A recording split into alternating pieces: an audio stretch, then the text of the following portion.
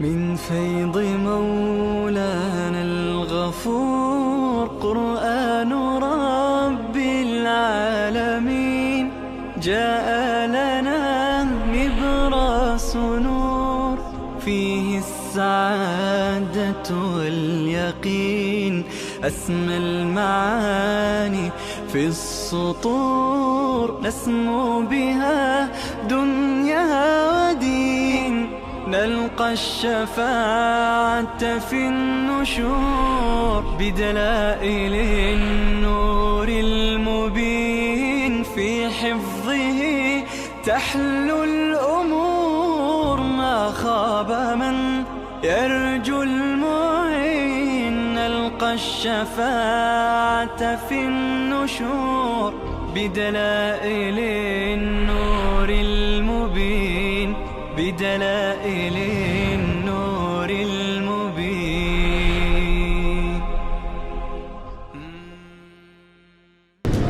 أعوذ بالله من الشيطان الرجيم. بسم الله الرحمن الرحيم. في بيوت أذن الله أن ترفع ويذكر فيها اسمه. خب این مردم که الله برایشون بیان میکنه، این مردم بر دو قسم هستند. یک گروهی کسانی که قدردانند.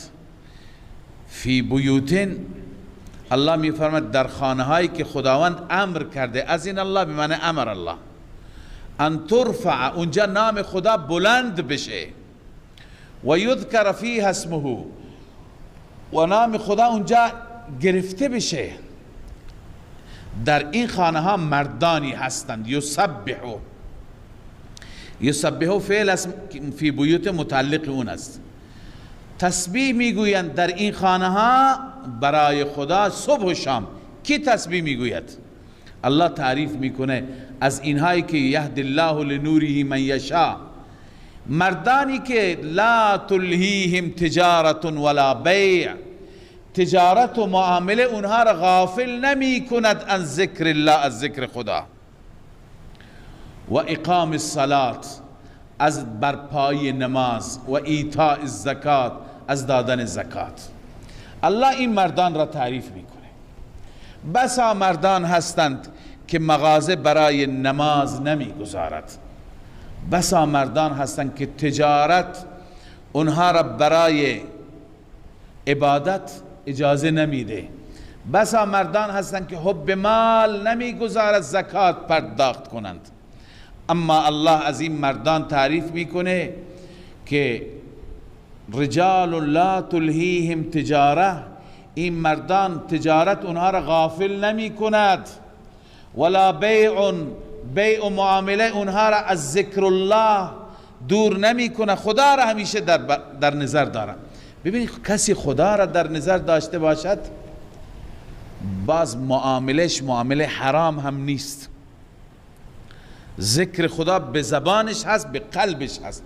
کسی که در دلش خدا باشد معامله ربوی انجام نمیده، معامله حرام انجام نمیده، معامله فاسد انجام نمیده. درست ذکر الله به سبحان الله هم میگویند، اما اصلش اینه که خدا در دل باشد. و این مردان تجارت اونها را از اقامه صلات و ایتاء الزکات باز نمی دارد. این مردان عرض کردم در خانه هایی که خدا دستور داده، یعنی مساجد، که نام خدا بلند بشه، در اون خانه ها همواره تسبیح و تقدیس و پاکی رب را بیان می کنند. این از نظر عملی هست، اما حالت قلبیشون را هم الله بیان می فرماید. در قلبم از خدا می ترسند. الله همه ما را با تقوا و خدا ترس بگرداند. یخافون یوما تتقلب فیه القلوب والابصار، این مردان می ترسند از آن روزی که تتقلب، می گردد در آن روز دلها و چشمها، دلها و چشمها همه متوجه قیامت میشه، همه متوجه الله و حساب و کتاب میشه. الله می فرماید این مردان وقتی که تسبیح الله را در آن خانه ها بیان تسبیح میگویند لیجزیهم الله احسن ما عملوا. الله عزوجل نتیجه و عاقبت این میشه که الله آنها را پاداش میده، احسن ما عملوا، پاداش های نیک اعمالشان را، اعمال زیبا، اعمال خوب، و نه تنها به اندازه عمل میده. الله وعده کرده و یزیدهم من فضله، خدا بیشتر از فضل خودش هم میده، بیشتر از فضل خودش هم میده. این در آخرت است. در دنیا هم اگر کسی مشغول نماز بشه، مشغول دین بشه، تجارتش خراب نمیشه، وعده الله هست.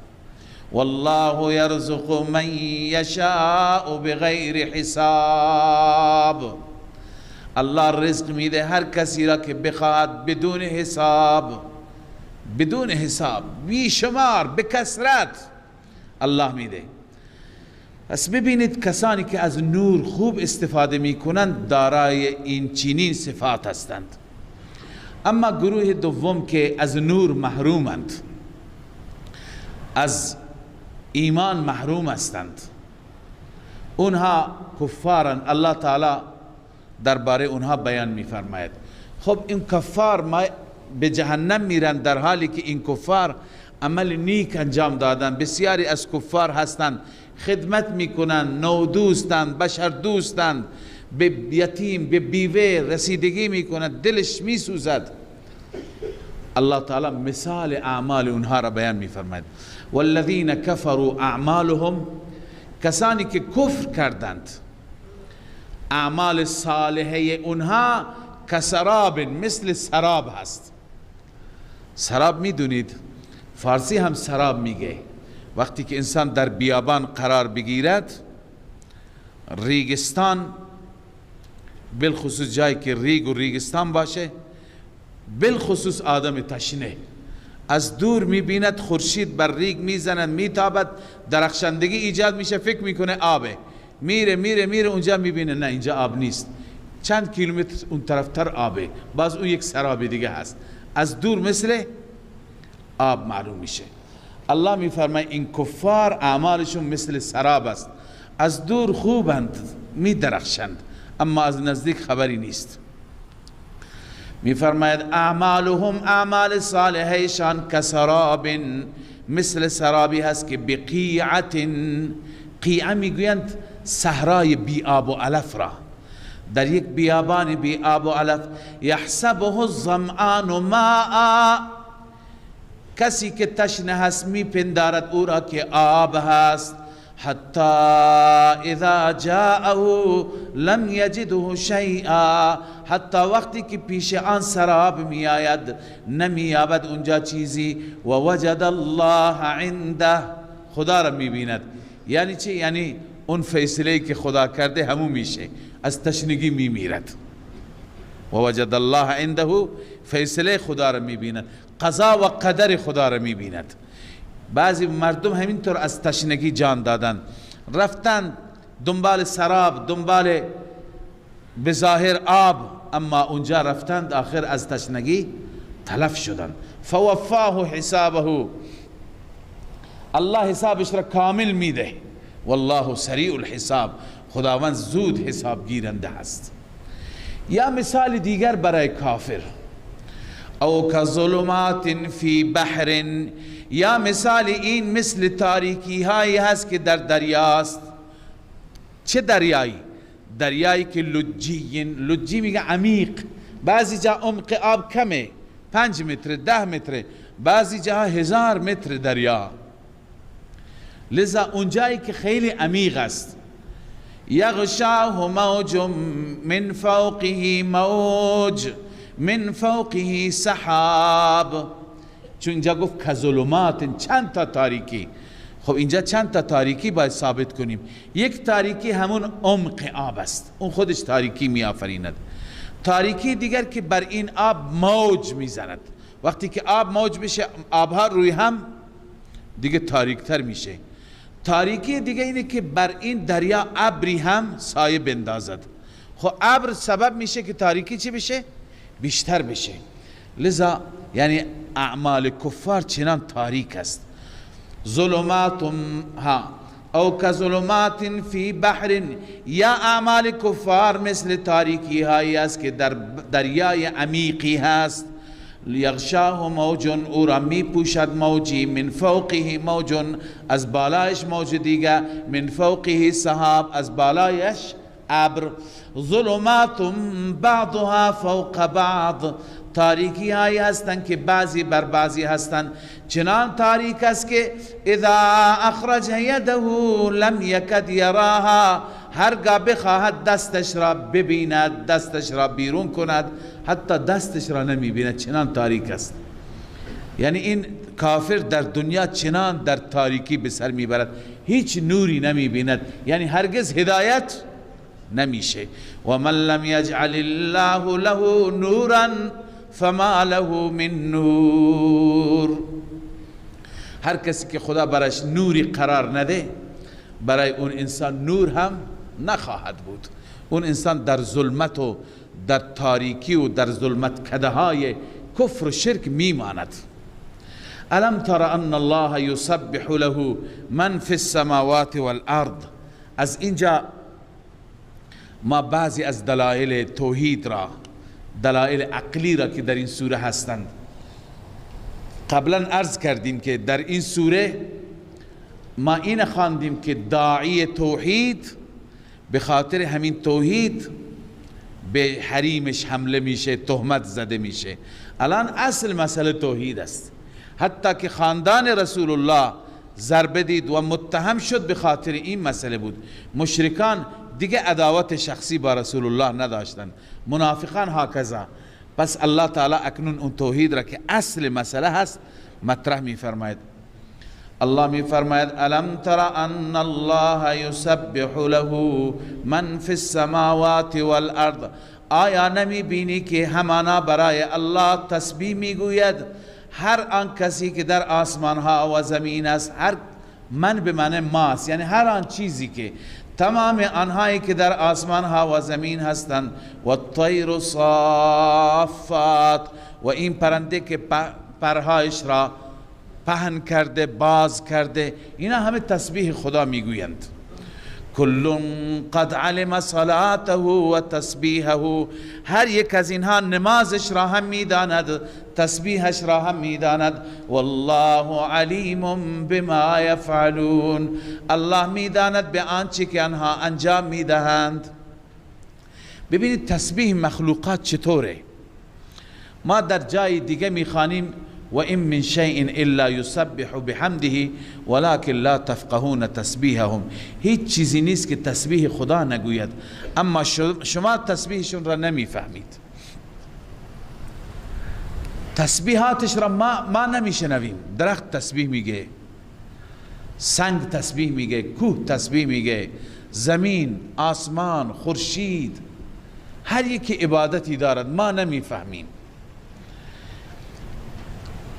امکان داره که تسبیحشان تسبیح قولی هم باشه، چون از بعضی از احادیث ثابت هست.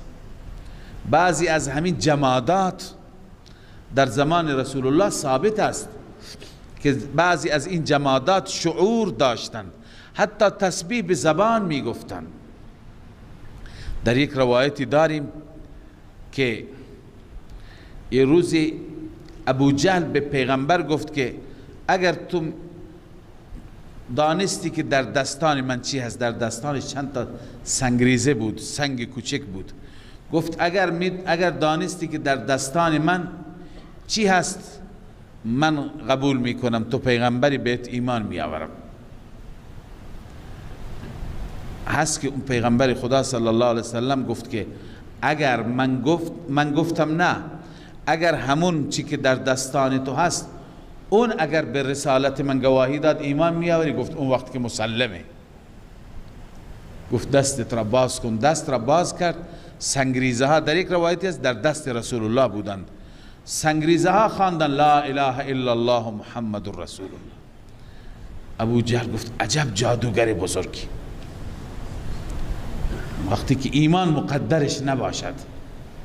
یا در روایت بخاری داریم که یک تنه درخت خرما بود، استوانه حنانه الان که شما برید در مسجد النبی میبینید، تنه درخت خرما بود. رسول اکرم صلی الله علیه وسلم هر وقت میخواست خطبه بده در اوائل بر او می نشست، بر همون درخت خرما که از چند سال بود اونجا تنهش افتاده بود، روی اون می نشست، به عنوان صندلی مقداری بلند بود و برای صحابه خطبه می گفت، موعظه می کرد. آخر یک صحابی بود، نجاری بود، در بعضی روایت هست یک زنی بود غلام نجاری داشت. اون گفت یا رسول الله من برای شما صندلی منبری درست می کنم که بر او بشینید. آن حضرت صلی الله علیه و سلم پذیرفتند. منبری درست کرد که 3 پله داشت. آن حضرت از این پله ها بالا رفت، بالاترین پله بالا نشست که همه صحابه را ببیند. در اولین روزی که رسول الله صلی الله علیه و سلم بر اون منبر رفت، این درخت خرما، تنه خرما شروع کرد به کچ کچ، به اصطلاح صدای از او خارج شد که حتی صحابه شنیدند که این درخت صدای عجیبی دارد. آن حضرت صلی الله علیه و سلم متوجه شد، از روی منبر آمد پایین، این نخل خرما را بغل گرفت و بعداً آن حضرت صلی الله علیه و سلم به صحابه تفهیم کرد. اینه میخواستم بگم که اینها جمادات هم شعور دارند. آن حضرت فرمود که این نخل خرما، این تنه خرما که چند سال بود افتاده بود، خشک شده بود، چون که همیشه من بر این می نشستم، امروز که بر این ننشستم این داره گریه می. و بعد فرمود این درخت باشعور را اینجا دفن کنید. در مسجد النبی دفنش کردند. حنانه به معنای کسی که آه و ناله می کند، آه و ناله کننده. این درخت آه و ناله کرد. الان شما برید، هنوز هم شما ستونهای مسجد النبی را نگاه کنید، یک ستون نوشته هذه اسطوانه توبه یا اسطوانه ابو لبابه. همون اسطوانه توبه هست که حضرت ابو لبابه خودش را به اون یکی بست. در کنارش به طرف منبر رسول الله، منبر مسجد النبی فعلی، همین جا ستونی هست نوشته هذه اسطوانه حنانه. پای همین ستون اون درخت را دفن کردند. لذا هر چیز شعور دارد، ما نمیفهمیم. داود علیه السلام خواندیم وقتی که میرفت، کوه و پرندگان و بلبل ها باش هم صدا میخواندند، تسبیح میگفتند. بس همه تسبیح خدا را بیان میکنند ولی ما متوجه نیستیم. لذا الله میفرماید کل قد علم صلاته و تسبیحه. هر یکی نمازش را میداند، تسبیحش را میداند. همه مثل ما رکوع بکنند، سجده بکنند، قیام بکنند که نیست. فرق میکنه نماز و تسبیح هر یک. حتی بعضی گفتن نماز خورشید همین گشتنش هست، همین که میگردد این نمازش هست. نماز ماه هم همین ماه، قمر، همین که میگردد. عبادت اونها همینه. عبادت کوه ها همینه که دوزانو نشسته مثل حالت قعده هست. عبادت درختان همینه که قیام کرده، ایستاده. عبادت چارپایان همینه که حالت رکوع دارد، گویا در حالت رکوع هست. عبادت خزندگان همینه که به زمین افتاده، گویا حالت سجده دارد. یعنی بعضی گفتند که شاید همین حالتشون عبادتشون است. و بعد گفتم به ما مسلمانان الله چه لطفی کرده که عبادتی داده که مرکب از همه عبادت هاست.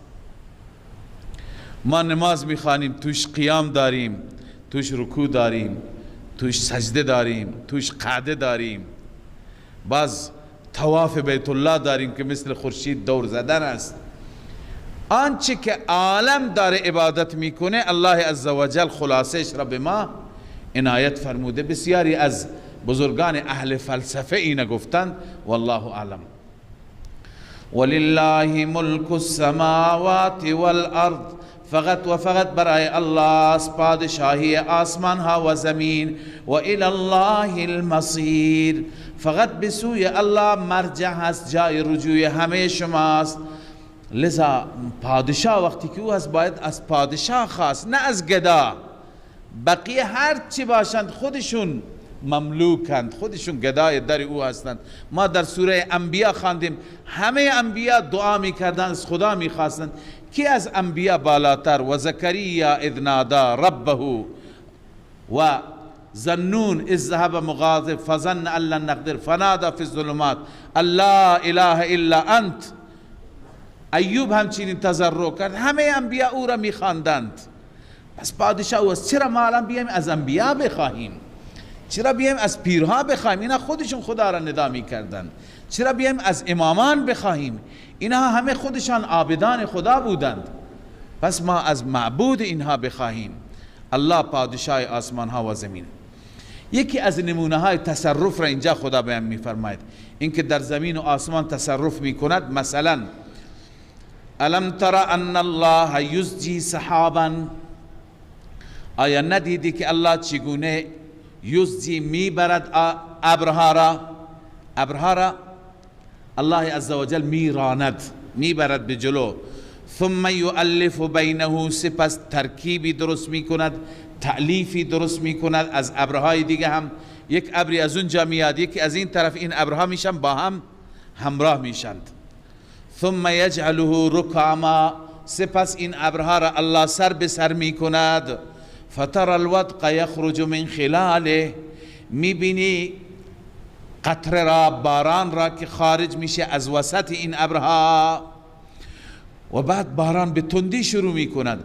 و ینزل من السماء من جبال، نازل میشه از آسمان، یعنی از کوها، یعنی بر کوها نازل میشه. فیها من برد، در اون کوها تگرگ هست، ژاله هست. فیصیب به من یشاء و یصرفه عن من یشاء. بعدا رعد و برق شروع میشه، باران شروع میشه، تگرگ شروع میشه. اول یک ابر معمولی بود، یکی از این طرف آمد، یکی از اون طرف آمده. همین تصرفات، همینی که خدا هر چی میخواد میکنه. الله میفرماید فیصیب به من یشاء، این تگرگ یا این رعد، این برق میرسد به مال هر کسی، به جان هر کسی الله بخواد.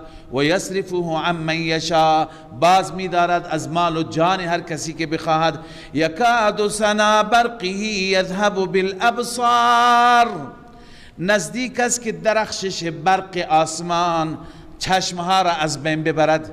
یعنی چنان درخشندگی ایجاد میشه، چنان رعد و برق که امکان داره چشم انسان بینایی خودش را از دست بده. اینا همه نمونه ها هستند. نمونه دیگر، یقلب الله اللیل و النهار، خداوند شب روز را سرنگون میکند، میغلطاند، عوض میکند. شب را میغلطاند، روز میارد، روز را میغلطاند، شب میآورد. ان فی ذلک لعبرة لأولی الابصار، در همه اینها، در مجموعه اینها عبرت است، نشانی هست برای عقلمندان، برای اولی الابصار. والله خلق كل دابة من ماء. باز الله عزوجل دلیل سوم را برای اثبات توحید بیان میفرماید. الله میفرماید هر دابه را، هر موجود زنده را از آب درست کرد. یعنی همه حیوانات به شمول انسان از قطرات آب هستند، قطرات منی.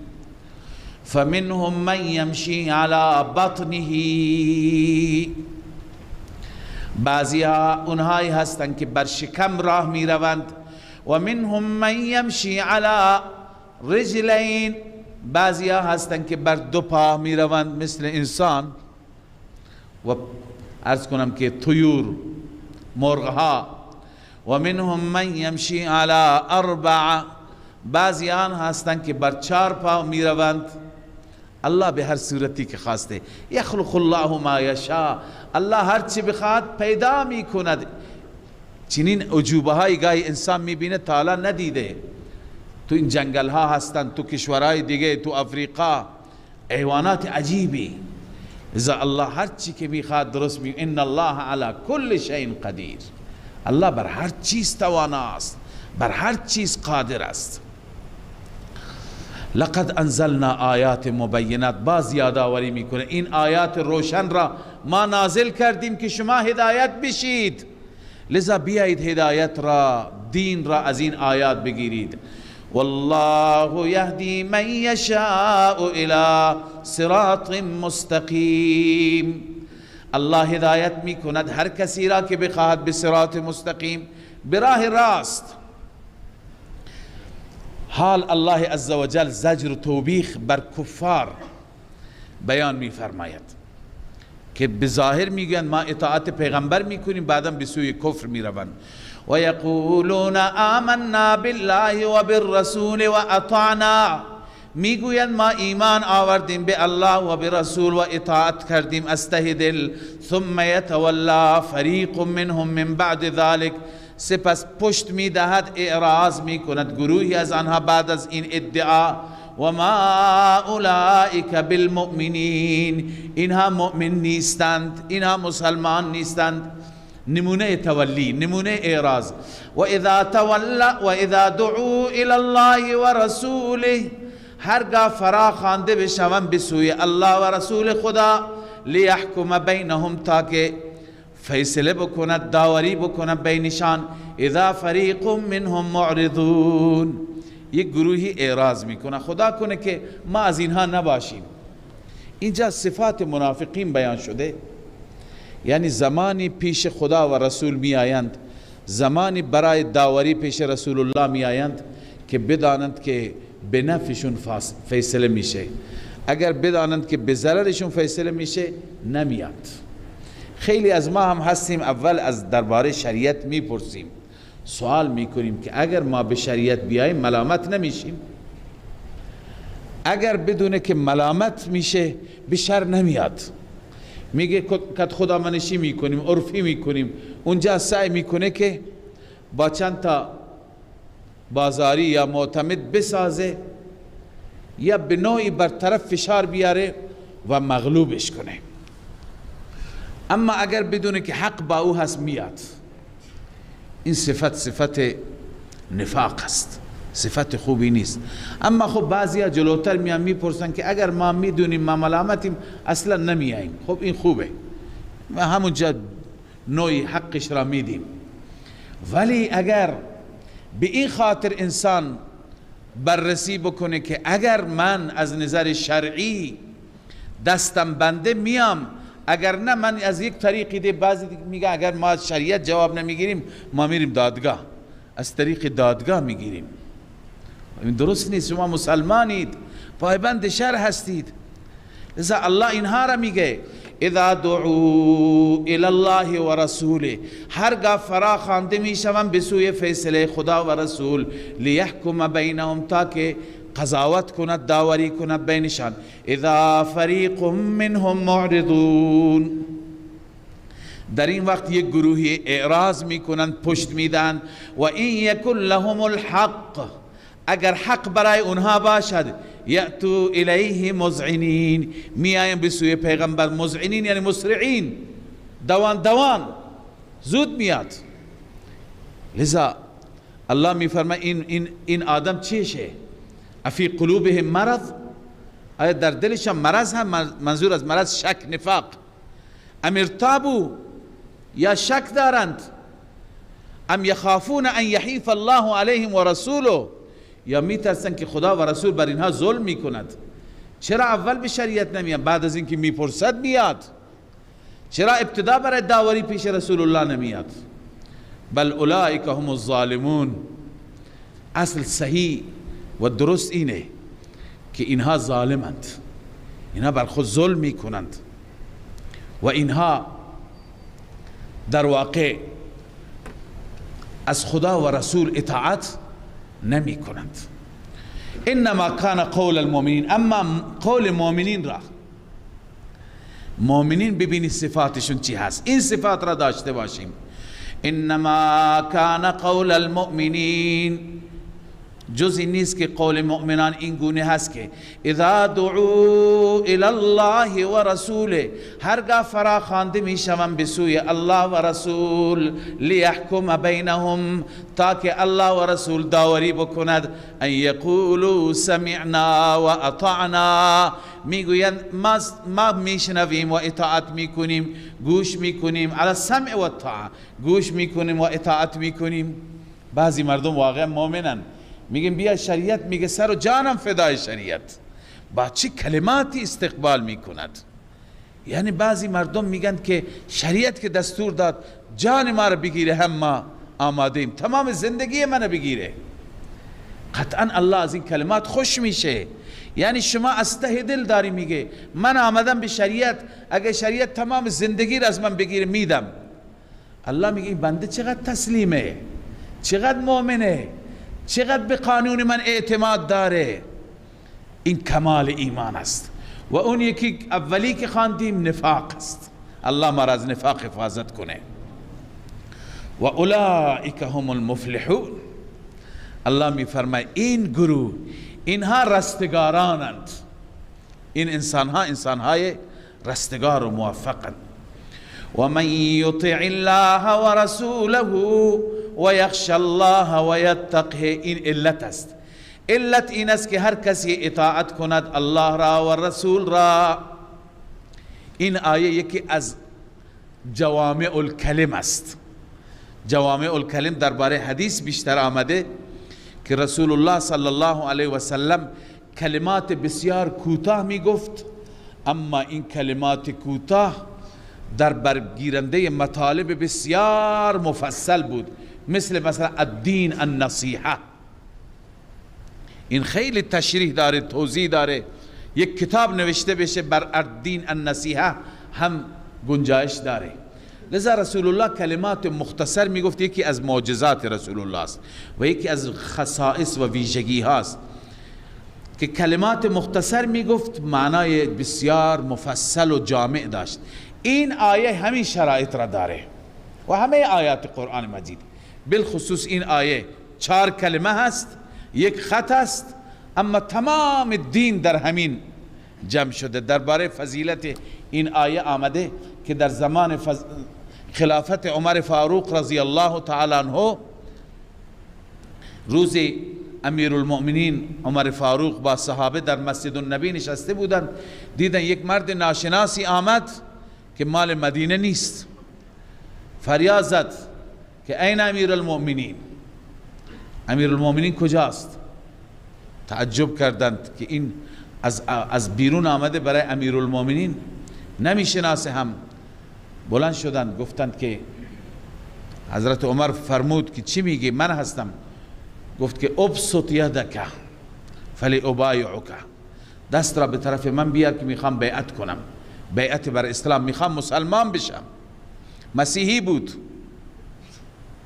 حضرت عمر رضی الله تعالی عنه بلا درنگ باش بیعت کرد، دست بیعت بهش داد.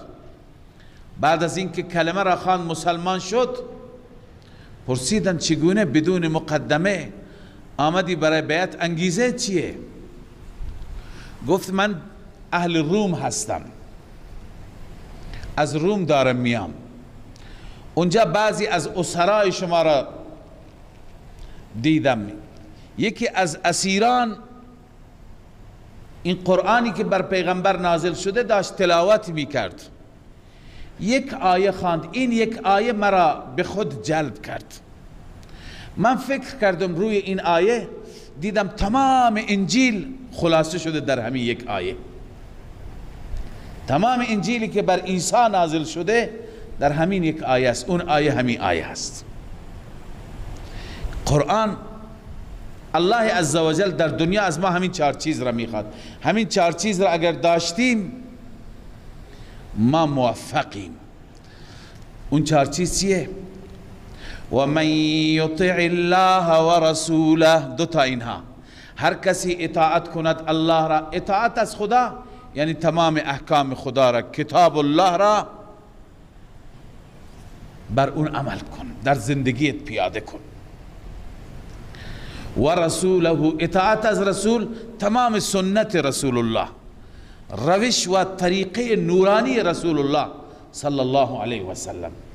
کل دین همین دوتا هستند، اما دوتای دیگه که اینها اهمیت داره اینا هم جز اطاعت الله و رسولند.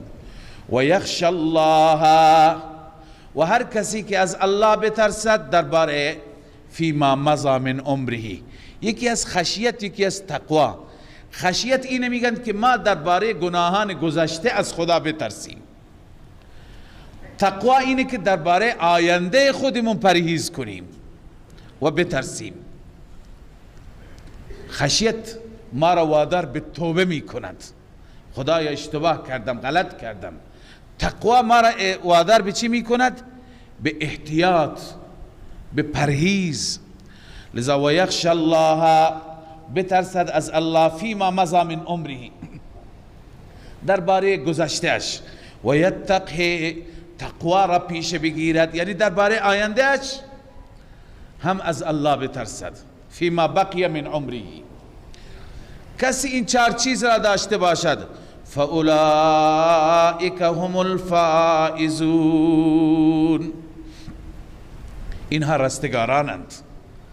پس رستگار اینه که اطاعت خدا و رسول می کند، نه این منافقین که منافقین به زبان میگن سمعنا اما اطاعت نمی کنند. الله عزوجل اینجا باز زجر و توبیخ بر منافقین. منافقین وقتی این آیه نازل می شدن می آمدن سوگند می خوردن که ما این چنین نیستیم. مثلا در رابطه با جهاد قسم می خوردن ما با شما خارج میشیم، همراه میشیم. و اقسموا بالله جهد ایمانهم، سوگند می خورن به خدا جهد ایمان، یعنی مؤکدترین قسم، قسمی که از همه تأکید بر اون قسم بیشتر باشد. لئن امرتهم لیخرجن، اگر تو آنان را امر کنی ای رسول الله حتما خارج میشن در راه الله.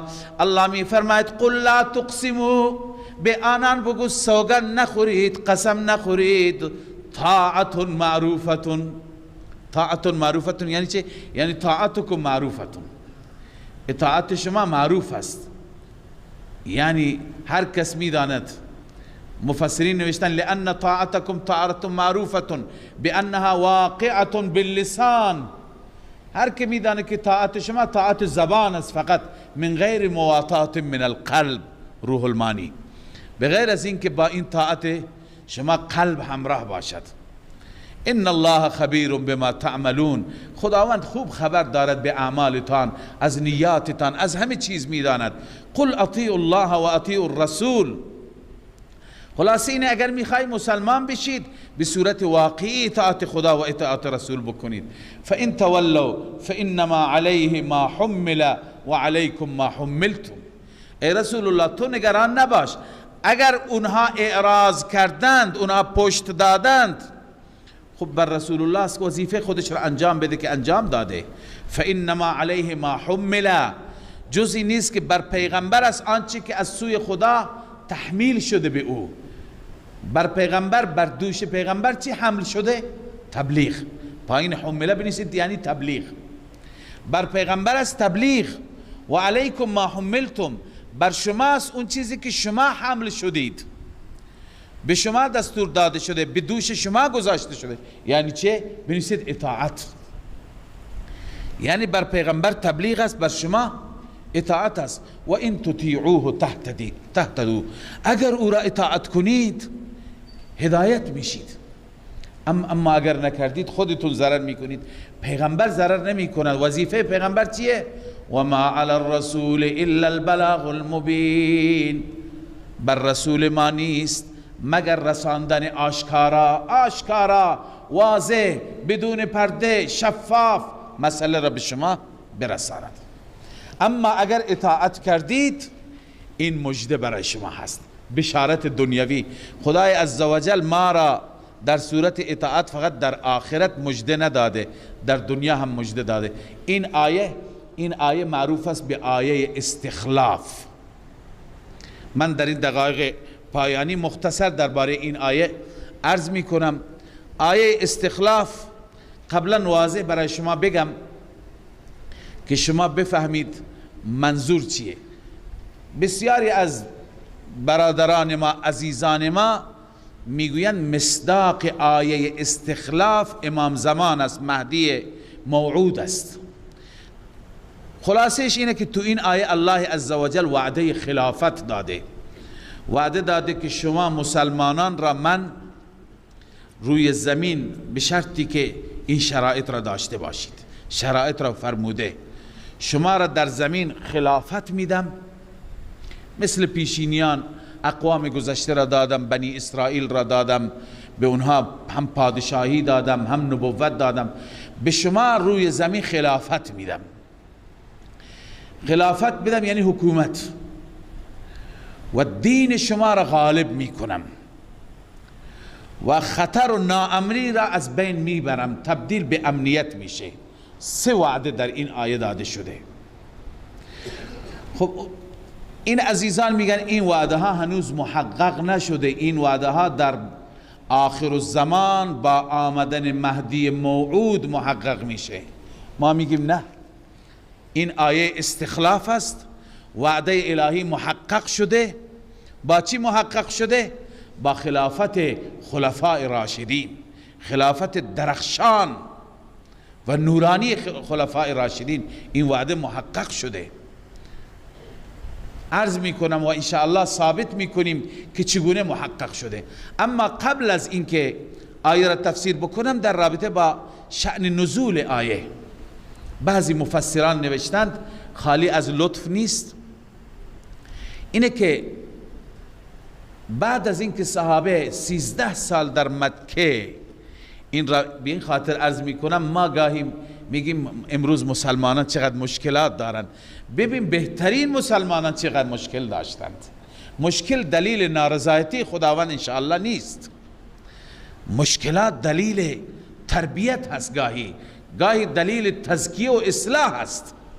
لذا صحابه در 13 سال مکه چه رنج کشیدند شما شنیدید. در مدینه که آمدند چقدر رنج کشیدند، همش جنگ های تحمیلی. هر روز مشرکان توطئه می کردند، هر روز آمادگی می کردند. صحابه شهید شدند، 70 نفر در احد شهید شد، 70 از حافظان و قاریان در موته شهید شدند، در غزوات مختلف شهید شدند. و خندق را، احزاب را که انشاءالله اگر خدا بخواد فردا سوره احزاب را شروع می کنیم، بعد از اینکه این تمام بشه، احزاب را جمع کردند، محاصره کردند مدینه را و چه به سر صحابه آوردند. بعد از احزاب اونجا هرقل آمادگی کرد. در آخرین روزهایی که رسول الله صلی الله علیه وسلم در این دنیا بود، سال 9 هجری، رسول الله باز لشکری برداشت که خواندیم جیش الاسره در سوره توبه. با چه سختی های اونجا رفتن، همه اش جنگ، همه اش شمشیرها به دست، آماده باش، نماز خوف، حتی اجازه نداشتن شمشیر به زمین بگذارند. یک روز صحابه گفتن یا رسول الله، آیا زمانی میشه که ما اسلحه را به زمین بگذاریم؟ نه اینکه مثل ما برای پیکنیک بریم و برای کباب، راحت عبادت ربمون را بکنیم با اطمینان خاطر، با آرامش، با امنیت. آیا چنین روزی پیش میاد؟ آن حضرت صلی الله علیه و سلم چیزی نفرمودند تا این آیه نازل شد. الله وعده کرد که من به شرط ایمان و عمل صالح من 3 چیز به شما میدهم. خب اون 3 چیز چی هستن؟ اول این بشارت دنیوی، دوم ان الله لا یخلف المیعاد، خداوند خلاف وعده نمی کند. وعد الله الذين آمنوا منكم وعملوا الصالحات، وعده کرده الله با آنانی که آمنو منکم، ایمان بیاورند از شما، منکم از شما. مخاطبین قرآن کی هستند؟ مخاطبین قرآن 1400 سال پیش بودند و این وعده بعد از چندین قرن بعدا محقق میشه. یعنی چی؟ اونها را الله میفرماید منکم، یک دلیلش که صحابه هستند شما. این کلمه منکم است، نه اینکه وعده میکنه الله بندگان من در آخر الزمان میاند، نه. و عمل الصالحات، آنانی که ایمان بیاورند از شما و عمل صالح انجام بدن. لیستخلفنهم فی الارض، وعده اول استخلاف، من خلافت میدهم آنها را در زمین. فی الارض یعنی فی العرب والعجم. عرض میکنم چطور در عرب و عجم خلافت آمد. در زمین خدا، نه در حجاز، نه در جزیره العرب، در تمام سرزمین عرب و عجم من اونها را خلافت میدهم. کما استخلف الذین من قبلهم، همان گونه که خلافت داد الله کسانی را که قبل از اینها بودند. قبل از صحابه پیشینیان کیا بودند؟ انبیا بودند.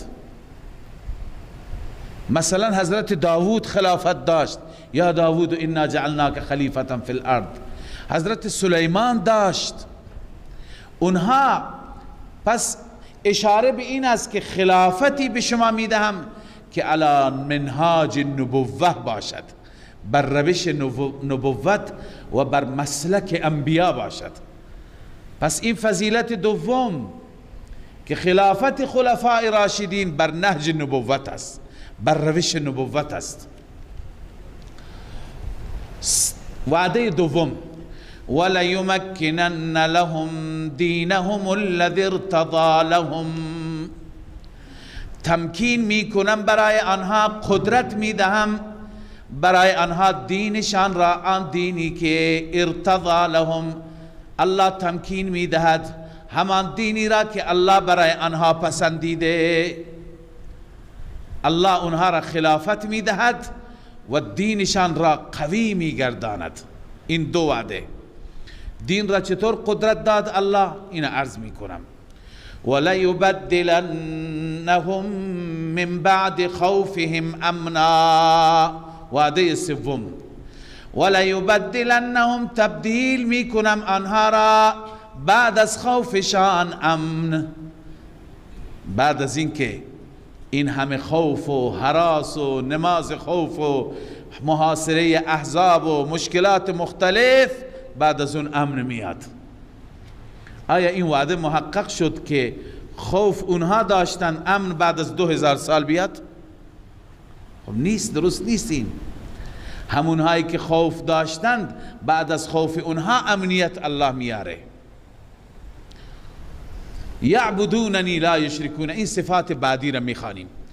اما اینجا میخواستم عرض کنم که چگونه خدای عزوجل این وعده را محقق کرد. اینجا جای بیان کردن تاریخ نیست، اما شمه از فتوحات را عرض می کنم، بخش کوچکی از فتوحات را که این وعده آغازش از پایان عمر رسول الله صلی الله علیه و سلم شروع شد. آخرین روزهایی که رسول اکرم صلی الله علیه و سلم حیات داشتند، بخشهای مختلفی از جزیره العرب فتح شد و تا یمن گسترش یافت این سیطره اسلام و مسلمین. اما بعد از رسول الله صلی الله علیه وسلم این وعده چگونه محقق شد؟ فتوحات صدیقی را ببینید. حضرت ابوبکر صدیق رضی الله تعالی عنه بعد از رسول الله عراق فتح شد. عراق اون زمان فارسی زبان بودند، عجم بودند، بعدا تبدیل به عربی شد. شام، اهل شام عجم بودند، عرب نبودند، همه مسیحی بودند، بعدا اینها تبدیل به عربی شدند. لذا عراق فتح شد، بخشهای از شام فتح شد. لشکر مسیلمه کذاب شکست خورد. بعد حیره و انبار و دومت الجندل، اینا بلادی هستند که اینها همه در زمان حضرت ابوبکر صدیق که مدت کوتاهی بود، 2 سال بود، 2 سال و چند ماه بود، فتح شد.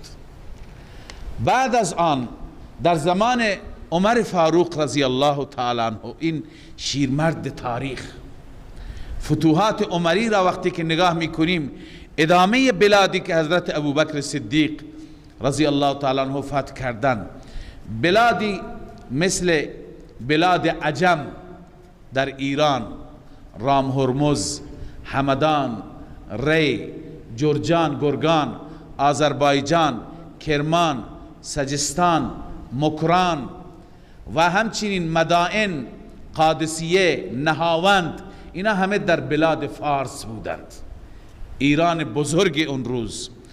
و غیر از ایران در شام، دمشق، حمص، قنسرین، فیساریه، قدس، اینها در شام فتح شدند.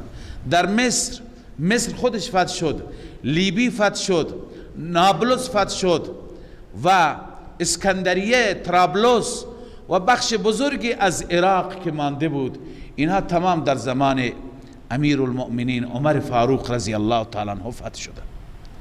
و باز در زمان سیدنا عثمان رضی الله تعالی عنه، عمر 10 سال و اندی خلافت کرد، سیدنا عثمان 12 سال.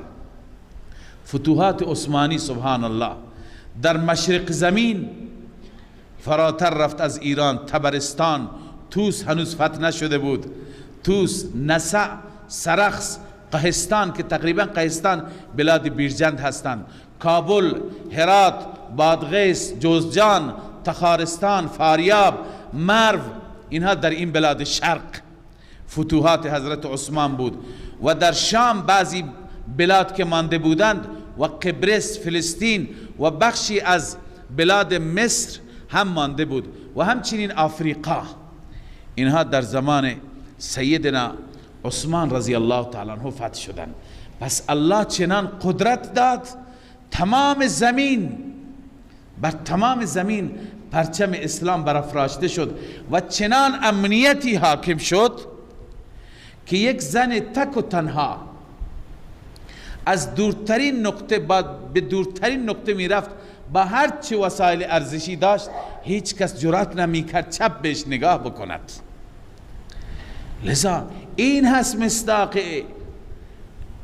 استخلاف، مصداق امنیت، مصداق قدرت دین و شکوه و عظمت دین. اما متاسفانه جلوی این شکوه گرفته شد با ناسپاسی. خدا هم اینجا گفته و من کفر بعد ذلك فاولئک هم الفاسقون. اگر کفران کردید، اگر ناسپاسی کردید، فاسقید، اون وقت جلوی نعمت گرفته میشه. علماء تفسیر نوشتند که ناسپاسی کردن اون فاسقانی که عثمان رضی الله تعالی عنه را شهید کردند. بعد از اون جلوی فتوحات در زمان خلفاء راشدین گرفته شد.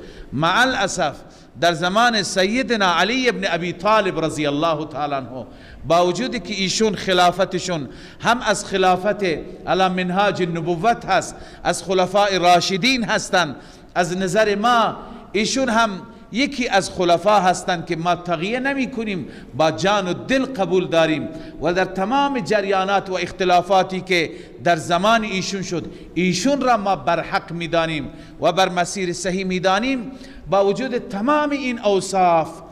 اما به خاطر همین ناسپاسی هایی که بعضی یاغی ها و باغی ها کردند، جلوی فتوحات گرفته شد. در زمان 4 سال ایشون بیشتر وقت صرف شد با درگیری های داخلی و به پیش نرفت. بعد از ایشون وقتی که ایشون را شهید کردند و سیدنا حسن رضی الله تعالی عنه، ایشون را مجوسی ها شهید کردند، ایرانی های مجوسی اون روز، و سیدنا حسن رضی الله تعالی عنه با معاویه رضی الله عنه صلح کرد و قرار شد که اختلافات مسلمانان کنار گذاشته بشه و این ایثار و از خود گذشتگی بزرگ به نام سیدنا حسن ابن علی رضی الله عنهما ثبت شد. بعد از اون فتوحات به پیش رفت. معاویه بلاد مختلفی از اندلس را، قسطنطنیه را، بخشای از اروپا را سیدنا معاویه رضی الله تعالی عنه فتح کرد و فتوحات ادامه یافت در زمان بالاخره اموی ها و بعداً به اون طرف تاریخ نمیریم. تا همین جا بحث خلفای راشدین داریم، با بقیه کار نداریم. اما در زمان سیدنا معاویه رضی الله تعالی عنه، ایشون هم یکی از صحابه هست و ما باید صحابه را دوست داشته باشیم. لذا فتوحات به پیش رفت. پس این وعده تحقق این وعده در واقع با خلفای راشدین است. با این تفصیلی که بنده عرض کردم، عبارت تفسیر خازن را هم بخوانم. قال اهل التفسیر، علماء تفسیر میگه اول من کفر بهذه النعمه، اولین کسی که این نعمت را ناسپاسی کرد و جحد حقها و این حقش را ضایع کرد و انکار کرد، الذین قتلوا عثمان، اونهایی که عثمان مظلوم را شهید کردند. فلما قتلوه غیر الله ما بهم، زمانی که عثمان را شهید کردند الله احوال را تغییر داد، امنیت تبدیل به ناامنی شد، وحدت تبدیل به اختلاف فی ما بین شد. لذا بعد از اون هرج و مرج شد و ادخل علیهم الخوف حتی صاروا یقتلون بعد ان كانوا اخوانا، بعد از اون خوف آمد، بعد از اینکه برادر بودند همدیگر را کشتند. بسیاری از صحابه، بسیاری از بهترین ها از عشره مبشره مثل طلحه و زبیر که مژده بهشت به اونها داده شده بود، در همین جنگ ها شهید شدند. لذا متاسفانه این کفران نعمت به وسیله مسلمان نماها، باغیها و یاغیها شد. لذا الله صفات این خلفا را بیان می فرماد که این خلفا موحدند، یک تا پرستند. یعبدوننی لا یشرکون بی شیئا، اینها دارای این صفات هستند بعد از اینکه به خلافت میرسند فقط و فقط مرا عبادت میکنند. فرصت نیست درباره عبادت اینها هر یکی پیکر و اسوه عبادت و تقوا بودند، خدا ترسی بودند، شب تا صبح گریه میکردند، گویی که اینها درویش بودند، اینها خلیفه و پادشاه نبودند. لذا این از اوصافشان، یعبدوننی لا یشرکون بی شیئا، فقط مرا عبادت میکنند، با من هیچ چیزی را، هیچ کسی را شریک نمیگیرند. و من کفر بعد ذلك فاولئک هم الفاسقون. الله میفرماید هر کسی که کفران کرد، ناسپاسی کرد، ناشاکری کرد، بعد از این جز گروه فاسقین هست. الله عزوجل همه ما را از فسق و از ناسپاسی و ناشاکری حفاظت بفرماید. من فیض مولانا الغفور قرآن رب العالمین جاء لنا نبراس نور فيه السعادة واليقين أسمى المعاني في السطور نسمو بها دنيا ودين نلقى الشفاعة في النشور بدلائل النور المبين في حفظه تحلو الأمور ما خاب من يرجو المعين نلقى الشفاعة في النشور بدلائل النور المبين بدلائل النور